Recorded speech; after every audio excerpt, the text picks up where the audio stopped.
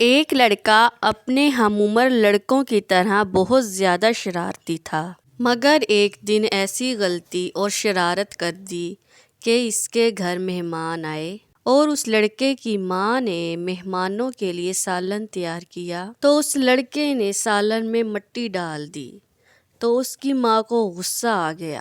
غصے سے بھری ماں نے لڑکے کو کہا، چل بھاگ ادھر سے اور جا، اللہ تجھے کعبہ کا امام بنائے۔ یہ بات بتاتے ہوئے شیخ صاحب رونے لگے، ذرا ڈھارس بھنی تو رندھی ہوئی آواز میں بولے، اے امت اسلام، جانتے ہو وہ شرارتی لڑکا کون تھا؟ دیکھو وہ شرارتی لڑکا میں کھڑا ہوں تمہارے سامنے، امام کعبہ، عبد الرحمن السدیس۔ اللہ اکبر!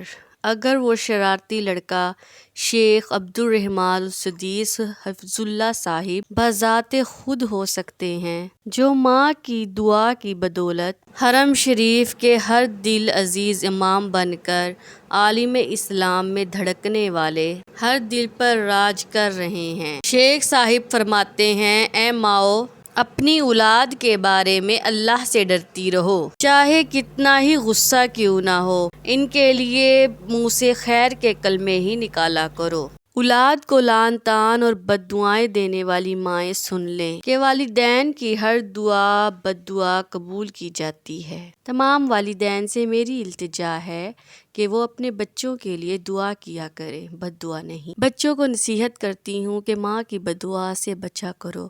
اگر ماں نے بد دعا کر دی تو تم دنیا میں کبھی بھی کامیابی حاصل نہیں کر سکو گے۔ جتنی ہو سکے اپنی ماں باپ کی خدمت کیا کرو، دنیا اور آخرت دونوں میں کامیابی حاصل ہوگی۔ اللہ تعالیٰ ہر اولاد کو ماں باپ کا فرما بردار بنائے، آمین۔